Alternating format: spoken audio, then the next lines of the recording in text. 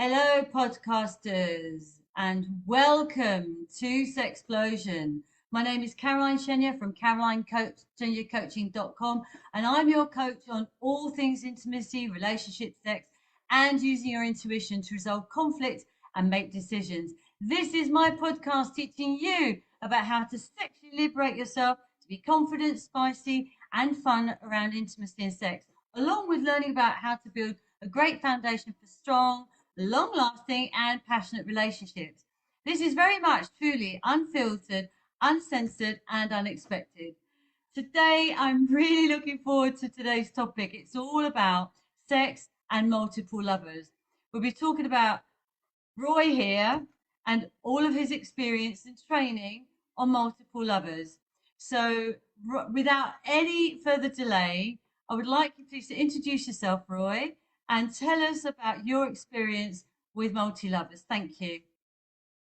Hello. Hi, Caroline. Great to be here. Thanks so much. My name is Roy. I'm based in London, UK, and I'm currently practicing as a relationship coach and psychotherapist. Now, my particular niche is in working with people who are exploring non-monogamy and polyamory, and in different variations on that theme. I myself have been monogamous in long-term relationships for quite a long time. And in my early 40s, I discovered polyamory. And it immediately felt like exactly the right thing for me, like it's just who I am. And it took me a long time to figure out what kind of flavor of non-monogamy and polyamory are really right for me. And I made many mistakes along the way. I really had to explore my boundaries and what exactly are my needs. And it just opened up a whole kind of worms of my psyche to really figure out what makes me happy, how I can find security in myself, a lot of how to communicate and to relate to partners. And out of that came this practice, came me changing careers in the last few years, also thanks to COVID, and moving from a career in business development and marketing to coaching. And now, I work with people who are curious about non-monogamy and about exploring what it means to have multiple loving, connected relationships, or even having more casual relationships with different people that is all out in the open, honest, ethical, consensual. So this is not about cheating. It's not about hiding anything. It's really about being transparent and open with how you connect with people. That's amazing. Now, how do you actually get into something like that? I mean, most people are monogamous, right? I mean, obviously it's all different, but how do you kind of get someone to think your way, or how do you meet someone who's already that way so that you don't have to? It's a whole area that's completely unexplored in my life anyway, and I expect in many people's lives in the audience. Yes, it is still a niche, and it's not something that many people know much about, which is what makes my work, I feel, really important. And there's a number of people who are in the space, educating, creating content, coaching. But even in the therapy world, in the kind of psychotherapy world, not many people understand it. And sometimes they seek to pathologize it and see it as some kind of symptom of some issue with avoidance or anxious attachment, etc. And what I've learned over the years is that this is just how some people are. Now, you may be monogamous and very happy with that, and that's fine. And it's actually beautiful to build a two-person exclusive relationship where this is all you want. I think that most people who go into monogamy do it unconsciously, do it just because they know that's what's expected. They've been told this is the way it is. Society dictates it, yes, right? And then you get all these, I guess, mythology around meeting your soulmate, finding the other half, somebody who completes you, to become one. All of those things that romanticize the idea of monogamy, but also create unrealistic expectations of what a real relationship is, especially over many years. It takes a lot of work. It's an effort, and it requires clear communication. It requires a lot of also self-reflection. And what I've come to understand is that people just are very different. And for some, having one exclusive partner that isn't authentic to them, it doesn't make them happy. And most people that are in monogamy and maybe could probably explore other kinds of relationships, just aren't aware of it. But I guess if I take my example, I was monogamous for a long time, and I always felt like something was missing. Like I felt restricted, I felt limited. I just felt not fully myself. And I didn't know why. I didn't know there was another option.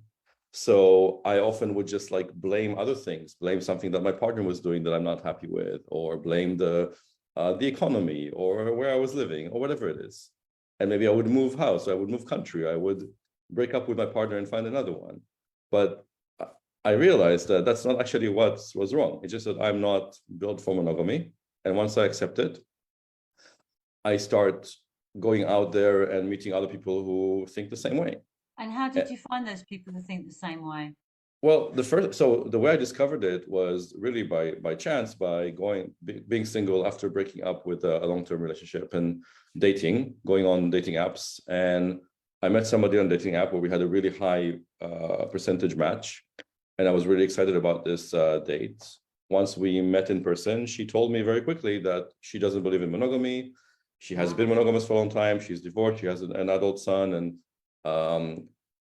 she likes the idea of having her own freedom, of basically not limiting herself, etc. And I just took all that on board and thought, well, that actually makes a lot of sense. And I really like this person, so I wanted to date her, and therefore I need to accept that is how she does relationships, right? Wow. And that's pretty much how I found out about it. But then she gave me some books to read. There's a lot of, once you're looking, there's a lot of, once you know what to look for, so you can search non-monogamy, ethical non-monogamy, consensual non-monogamy, polyamory, relationship anarchy, a lot of terms that will give you good results in terms of books and blogs. My website, openrelating.love, has a lot of articles and videos and podcasts, etc., that provide a whole range of support, advice, and information about it. Can you say your website again, please, for people who want to go on your website? It's openrelating.love. Openrelating.love. Oh, that's lovely. Yeah. So what I wanted to ask you now is, okay, so once you found one person, and then can you have, I mean, does it go in threes or fours or fives? I mean, it reminds me a little bit of the Arab world where one man can have many wives. I mean, can it be one woman with two men? And, how tell me, give me some examples. I think people have heard a lot about, say, kind of the Arab practice of having multiple wives, which is kind of polygamy. Also, Mormons used to, like in America, used to have multiple wives. Now, that is basically still unequal and unfair because it's really only for the man to have multiple wives and not vice versa. Polyamory specifically is literally many loves, right? Polyamory. And it's for anybody. It doesn't matter what gender you are. And it also doesn't, even if you don't have sex, you can have asexual romantic relationships as well. So it's not really about the sexual connection. So because polyamory is really about love, right? It's about having multiple committed relationships. That can look like, say, in my case, I live alone and I date multiple partners. I have long-term relationships. I have some more short-term and maybe more casual that I date, and maybe that will turn into something or not. But I'm always free to date if I want to and if I have the time. Making sure I don't neglect, and then I continue to invest in my existing relationships. That's really important. Yeah. So now, how sometimes. many are there in yours? How many are there in yours? Like. Well, I have, I mean, it varies, but I have 2 long-term partners for about 4 years. Wow. And I am dating a couple of other people that I feel the connection there, and we're exploring it, and it may or may not lead to something. I think that once I've opened up my mind to this idea that you can have multiple connected, committed relationships, I'm also open to the possibility that something can start as one thing and then transform into something else. Many of my close friends now are people that I used to date at some point, and our sexual chemistry wasn't totally on, or for whatever reason, we didn't continue romantically, but we stayed friends. And there's still people that I care about, that are important to me in my life. Now, some dynamics involve multiple people together. So I tend to have separate relationship with each person, one-to-one. And those individual dynamics can look from the outside just like a monogamous relationship, right? Some people date in 3, and that's called a triad or a throuple. Some people might date in 4. That's it. And once you go beyond 4, which is like a quad relationship, you start talking in terms of polycule, like a molecule, which can be any number of people that are connected to each other. And the lines are blurred. So it's no longer about, if you have a partner, that means that automatically you think of them as your sexual, romantic, best friend, etc. You don't have to have everything invested in one person, right? So a popular and kind of common dynamic is when a couple meet a third person and they create a triad, right? Now, this is a dynamic that tends to be covered in the media a lot more than others, because it's essentially something a bit more recognizable. You have a couple, they've been monogamous, now they want to open up the relationship, and they say, well, let's just add a person to our dynamic and we'll be 3, and it'll be great because we all get attention from 2 people, and it spices up our love life, our sex life, and you can create all kinds of like interesting dynamics with that. Now, if it happens organically, you meet somebody and that person somehow naturally connects to both people in the couple, that's great. But I find that a lot of the time there is a real ethical issue with this kind of dynamic, because the couple are used to being monogamous in the past, and they're expecting certain things from their own relationship to prioritize their own connection over anything else, right? It's basically, as long as nothing risks our relationship, then it's okay. If they're adding a person who has sex with both of them, who is equally into both of them, they don't feel at risk of something happening. But what will happen if this person only wants to have sex with one of the couple, not the other? Which can happen, right? Even if it doesn't start that way, it can happen eventually. You can just have a fight with one person and not like them anymore, but like the other one, right? In these situations, many couples say, well, we have to prioritize our own relationship because it's longer and it's basically established, which means we will veto any kind of situation where this person, the third person, is only into one of us. They have to be either into both of us or not at all. And that's really unfair towards this other person that's coming into this dynamic. It doesn't consider their feelings, So I think it's really, I guess, more of a warning for people who think, well, we want to open up a relationship, let's just add a third, that'll be the easiest thing. No, it's actually the most complicated thing. Wow. It's much easier to date separately. Or even if you meet one person, you can both date them separately. And if everything works out and individually with each dynamic, maybe then do some things together. But really focus on the individual dynamic. I would say that's really important. Yeah. So how do you deal then with jealousy? So 2 things: jealousy and demanding time with you, things like that. Because obviously, if you've got several multiple lovers, you have to spread your time amongst all of them, and maybe you spend more time with one than the other, or the other. So how, presumably these people understand it, but don't they get a little bit like they want to see you? How do you manage all that? By being very transparent and honest and upfront about what my capacity is and understanding what are the expectations, right? So I might date somebody who's really busy and maybe she has kids, maybe she's working really hard, maybe she's traveling a lot, maybe she only has time to see me once a week, once every 2 weeks. So for me, that might work well or not, but I want to know in advance that that's what I can expect, and I can make a decision. Am I happy with this frequency? Because that can happen in monogamy as well. I can meet somebody and only want to be with her, but she's very busy, right? And she has a life. If I then complain that she's not seeing me enough when I realize this is actually what she has to offer, it's my problem, not hers. Yeah, that's so right. Similarly, if I start dating somebody, I would be quite upfront. I have 2 partners, I have a busy life, I do coaching, I do workshops, etc. So realistically, this is what I might be able to spend time with.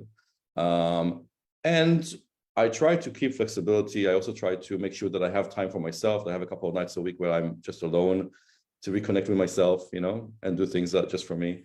But it's all about setting expectations, just being very, very transparent about it.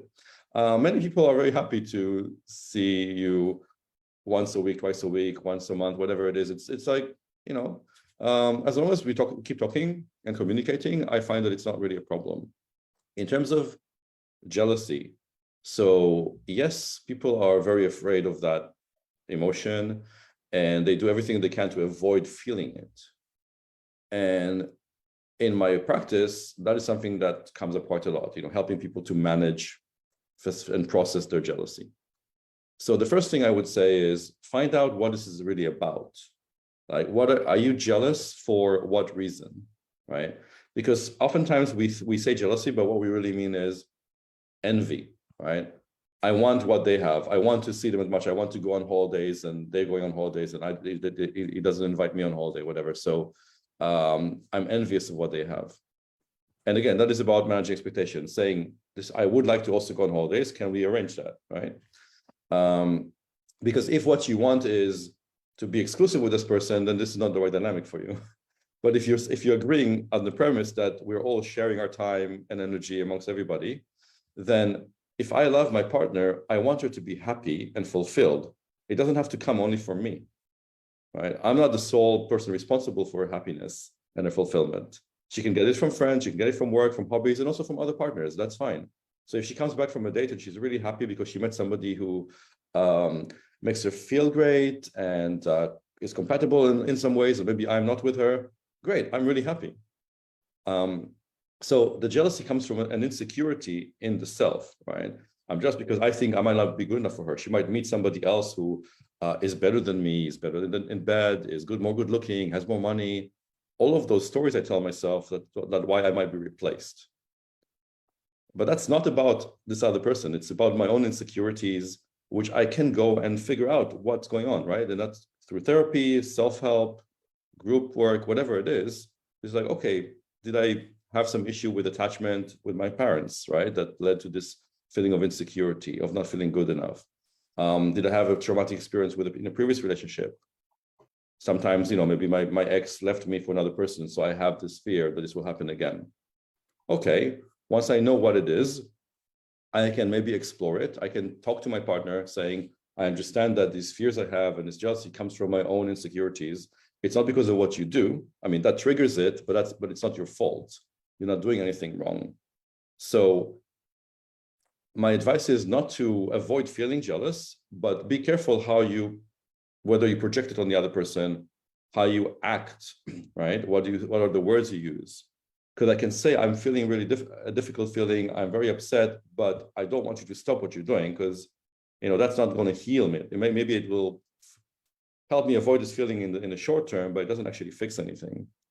Actually, if you go out on a date and I sit with my feelings, maybe I call a friend that I can kind of cry to, whatever it is, to process it, you'll come back in the morning and we'll reconnect and I'll realize, okay, she didn't leave me. Everything is fine, right?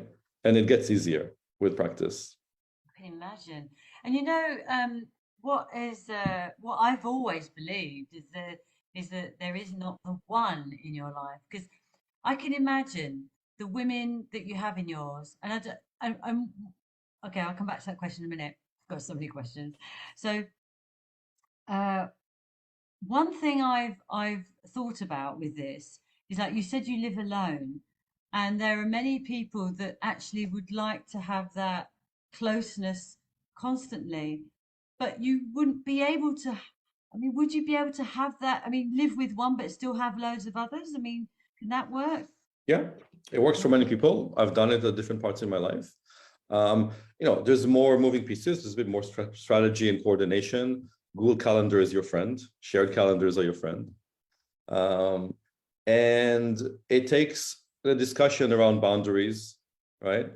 And making agreements together. So if I live with a partner, then we talk about the agreements. Are we both comfortable having other lovers come and stay the night, for example? Are we comfortable spending certain number of nights away from each other, right? And sometimes it's great because, if let's say I live with somebody, but she's off on a date and I have the house for myself and I can have some friends over and watch a movie that she doesn't like to watch normally and, and stuff like that.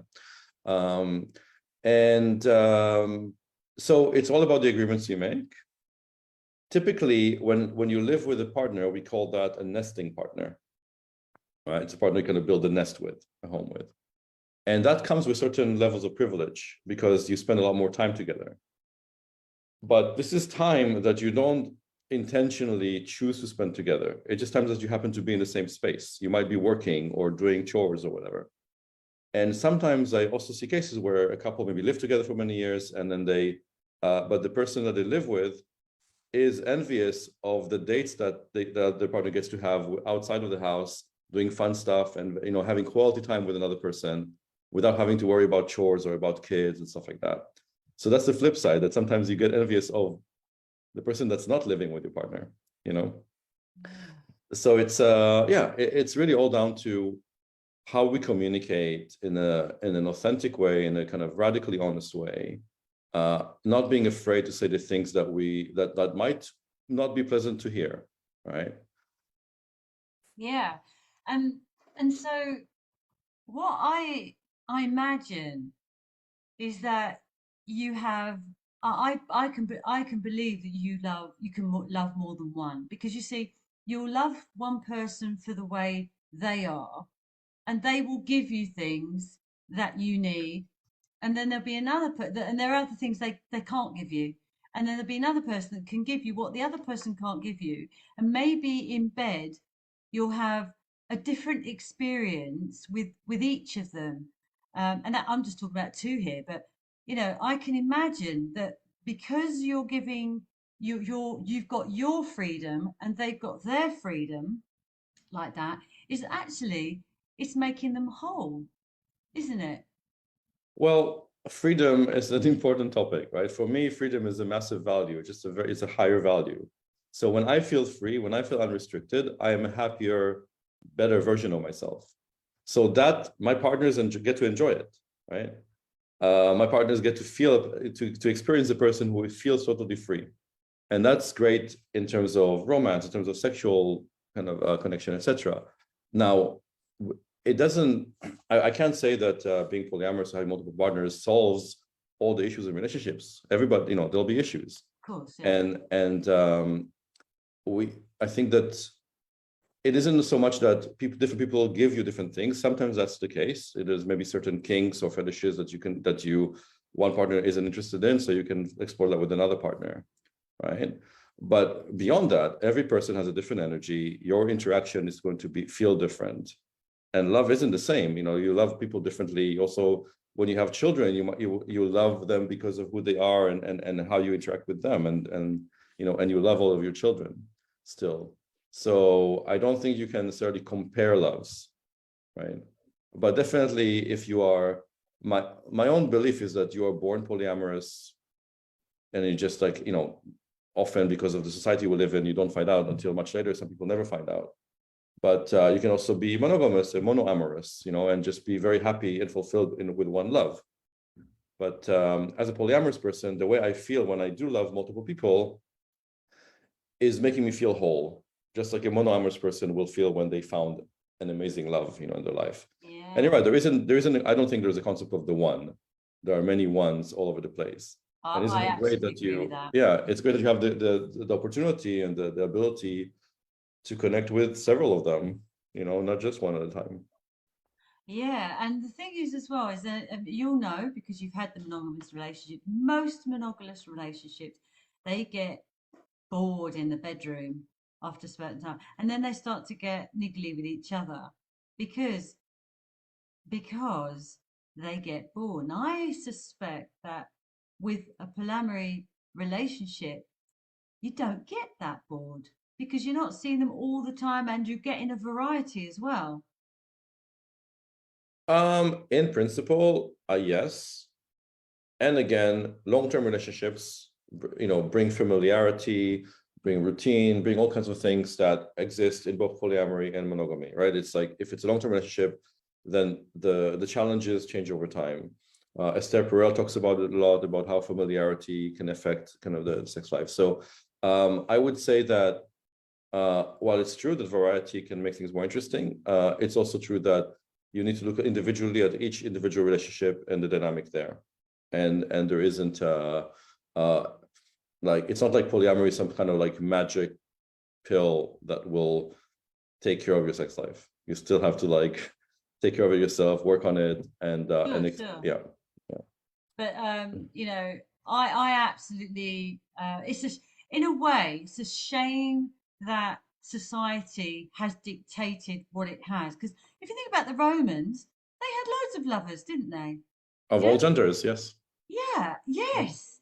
And also, even way back before, not in the Stone Age, like pagan times, they would all be together, and they would all fuck each other, and they would all have babies, and they'd all look after all the babies. There was no marriage there, then.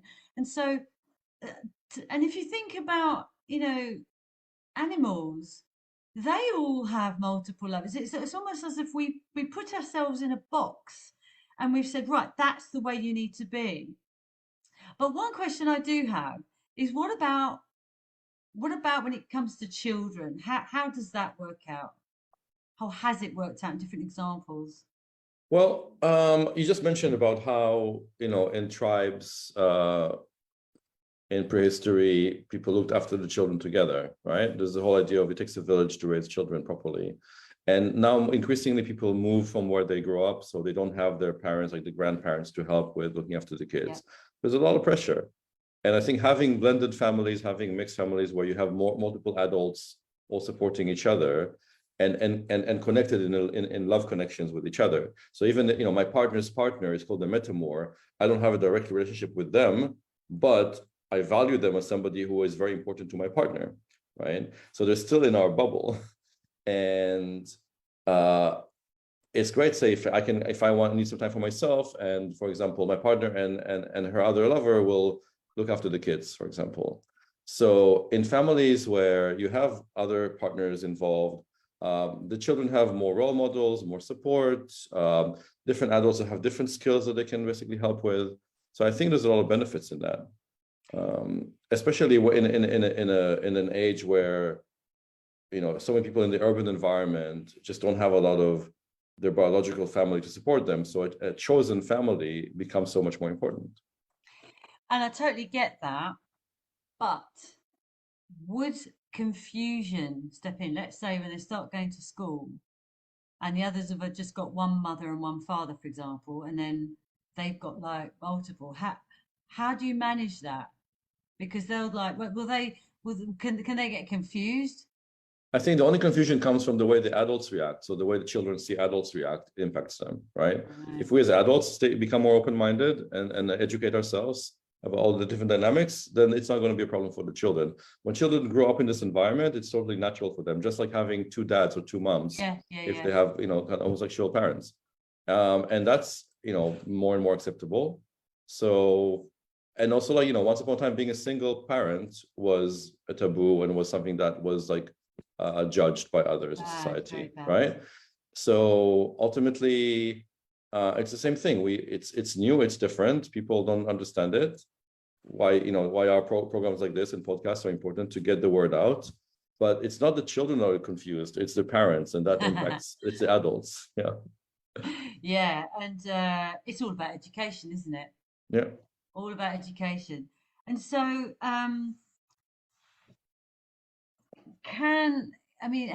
how does it, I mean, like for future, like, do you ever get more attached to one than the other? I mean, also, is it cross gender as well? Do you have several different, couple of genders Mm-hmm. in a ménage à trois, quatre, cinq? For me personally, I'm attracted sexually to women. Just ladies. And I get attached to the people that I see for, over a long term, and we have committed emotional relationships. I practice what is termed solo polyamory. And that is, again, I choose to live alone. I have a relationship with myself as well. I look after the time alone. And I don't have a hierarchy. I don't like elevate or prioritize one partner over another in terms of things like family holidays or trips or particular events, etc. I try to like make it as equal as possible in terms of access. Although, of course, because of my partner's own time availability and maybe compatibility around what events we like to go to together, what parties we tend to both be invited to in a circle of friends. So I still would spend more time with one partner over another, but that doesn't necessarily indicate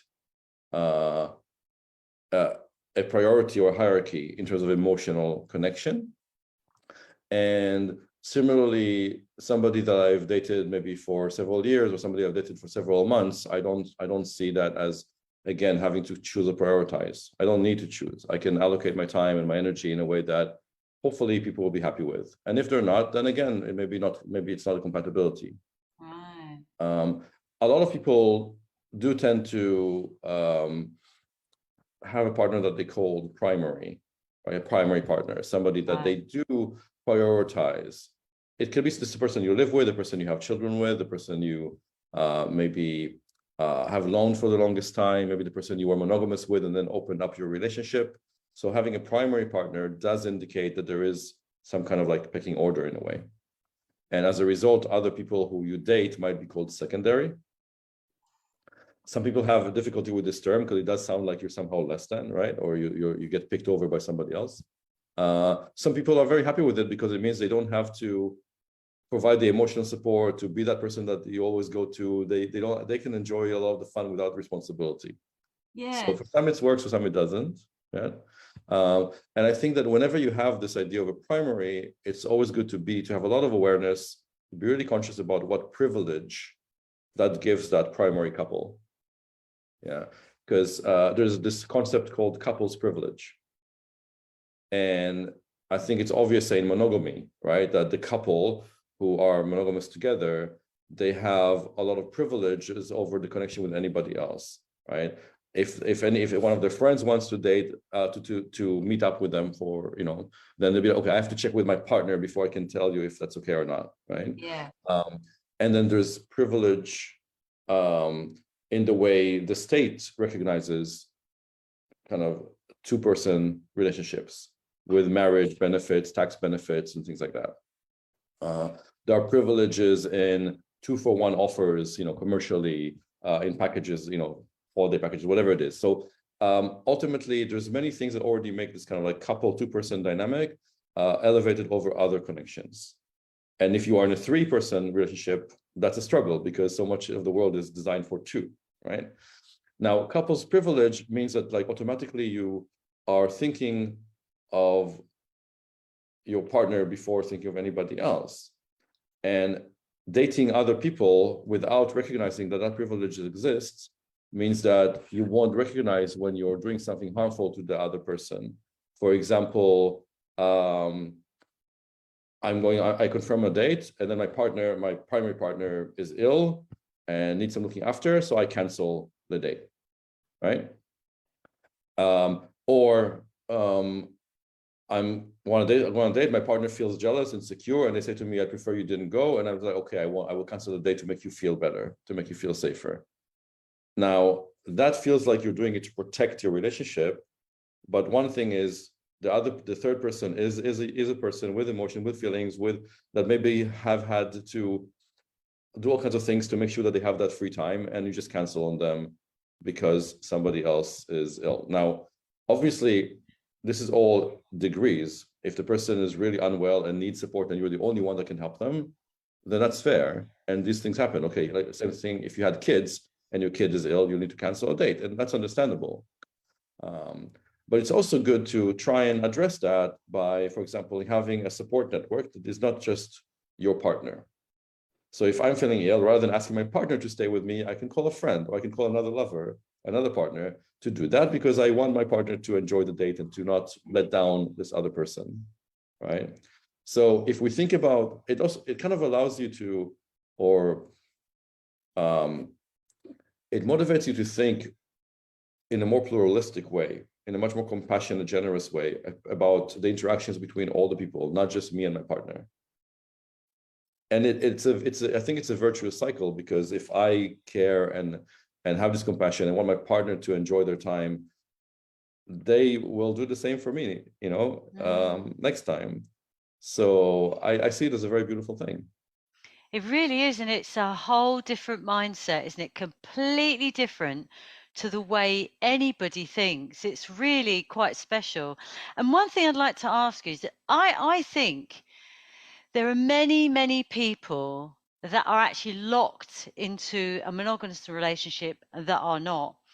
And that's why I have so many men that contact me, because I'm on TikTok, and on TikTok I speak more my truth than I do on Facebook, Instagram, or even LinkedIn. And I get many, many men who are absolutely petrified of talking about their situation. They make sure it's confidential, everything like that. And they come to me and they just say, I just can't, I just, I'm at my wit's end, because my wife doesn't want to have sex with me anymore. And I've often thought that I want to go to an escort or go to a lover, but they're faithful. They don't want to have to do that. But I totally get it, because at the end of the day, they're not getting what they need. It may not be something that's got an emotional attachment. It's just a need that they have. And honestly, I honestly, I think if somebody needs to have that, that the other half should say, well, if I'm not going to give it to you, get it somewhere else. But then the other thing, of course, is like, well, what if they fall in love with the other person, that kind of thing. But just a question to you is, so if somebody is listening to this, thinks, oh my God, that's me. I feel trapped. I feel like I can't be free. I feel like I want to have a taste of other lovers. But I do love my wife. I love her. I don't want to leave my wife. I just want to. What would you say to those people? So if the person, if they have love and they have commitment to each other, then the most important thing is not to just go off and do things with other people, is to address the relationship issues, address the issues, the problems that exist. And it sounds like maybe the first problem is you don't communicate honestly with each other. And that's what I say to them. Yeah, they haven't, Yeah. and they're too frightened to even ask. But let's say they have asked. Yeah, And the because if you're too woman frightened to doesn't. ask, you're probably not ready to have other relationships.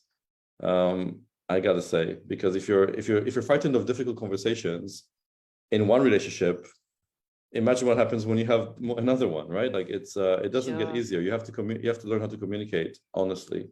So it's just like daring to ask, but doing it in a way where you're not just like laying this bomb on somebody. It's like out of the blue, I think we should see other people.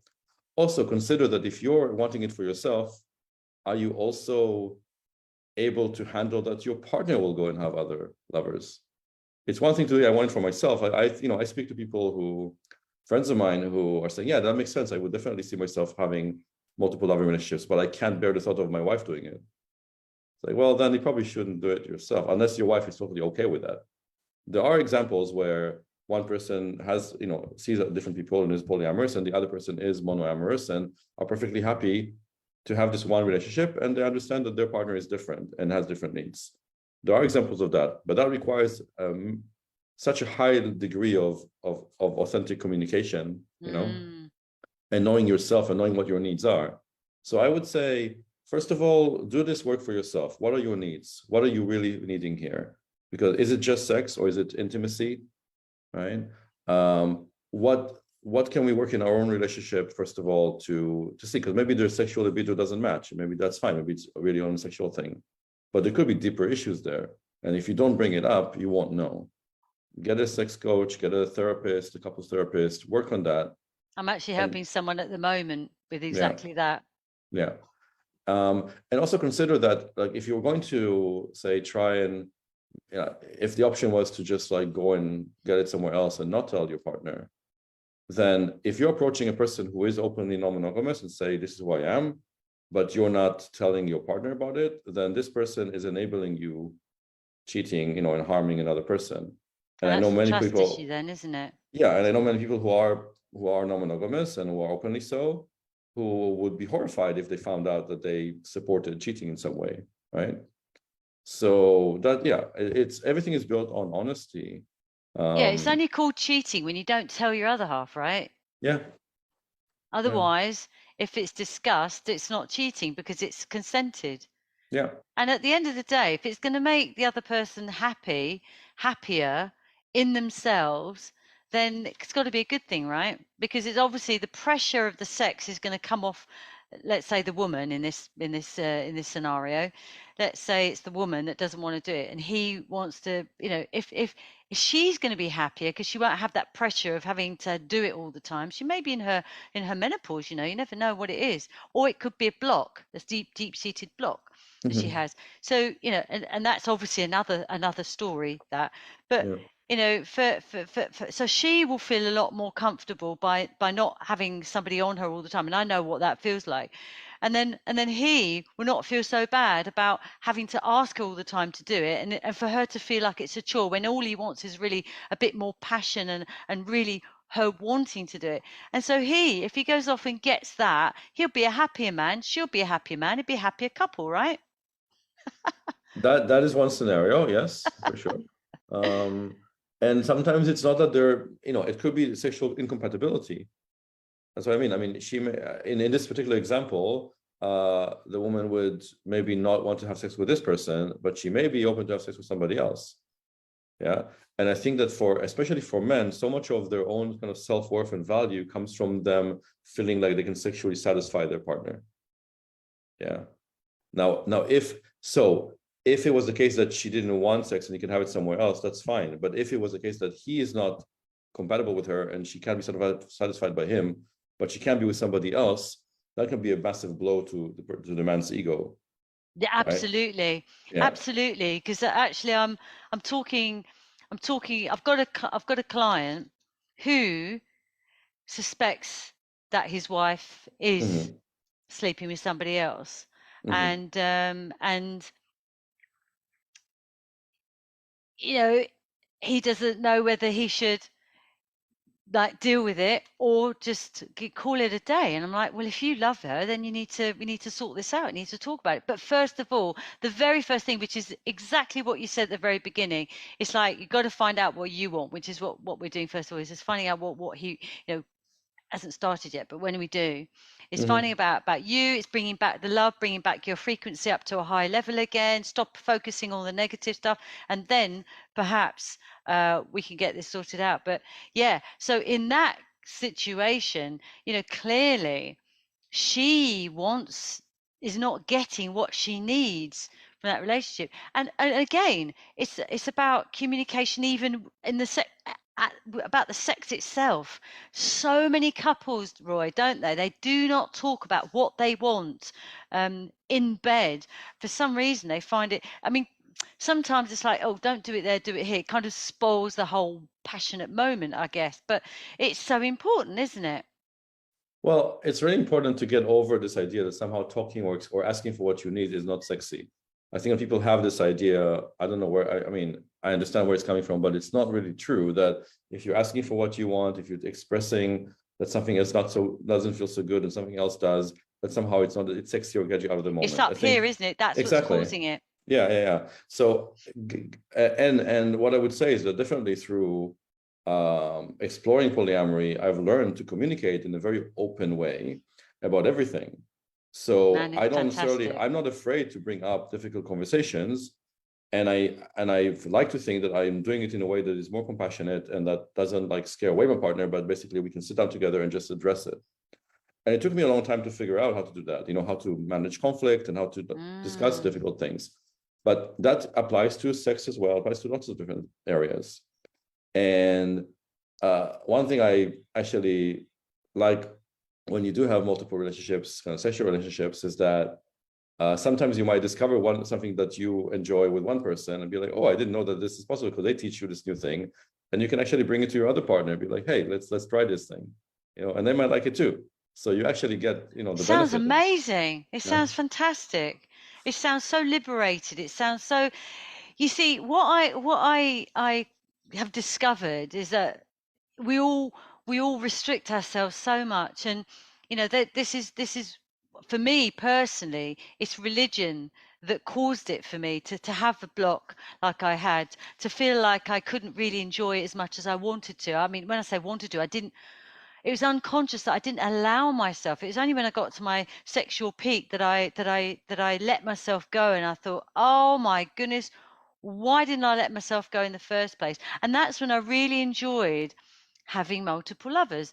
And it wasn't something that was, like in your case, it's all consensual, isn't it? It's just I was having an amazing time. I was just thinking, this is great, because with each person, I'd get something different from each one. Sometimes I go back to that one because I liked it, or then I'll go back to the other one. And it was just a fantastic time in my life where I learned so much about myself, and I learned so much about men and everything that goes with it. And so this is just absolutely fascinating.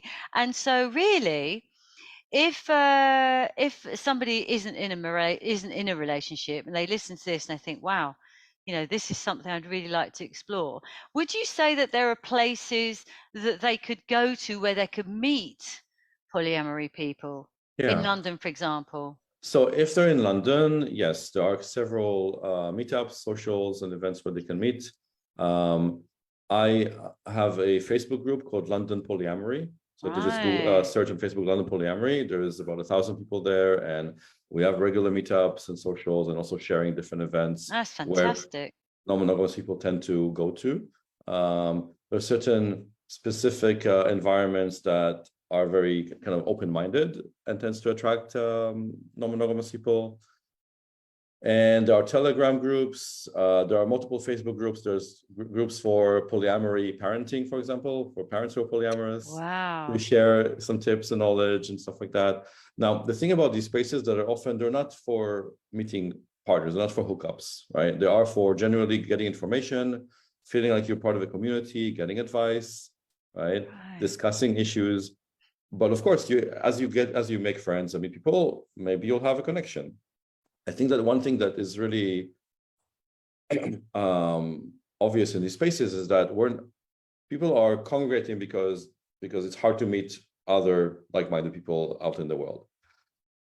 Sorry. And we want it to be a safe space. So somebody who coming there cruising just for sex isn't going to be welcomed, right?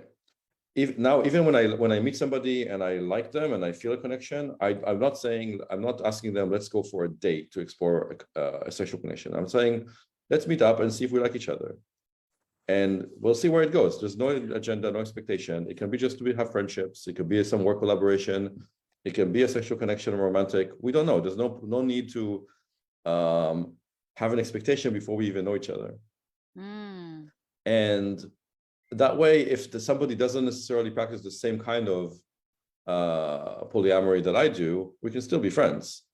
So, like for me, I have a boundary that if I meet somebody who is open, but they have a certain privilege where they prioritize their primary partner, and the primary partner has any kind of impact or control over whether she can see other people or when she can see other people. If she's not totally autonomous and has agency to decide what she does in her other relationships, then for me, that doesn't feel right. I wouldn't go into that. It won't work, will it? Yeah, it won't work. But for others, that might work. So that's fine. And beyond that, so if you're not in London, I mean, there are polyamorous groups on Facebook for lots of different regions of the UK. There is a Polyamory Europe Facebook group. There are on Meetup, there's different meetups in different cities.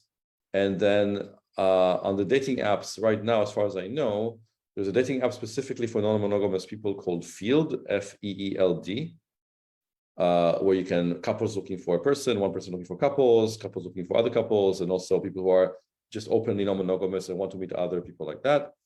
OkCupid, which is a very big dating app, has a setting where you can say you're non-monogamous and filter looking for other non-monogamous people.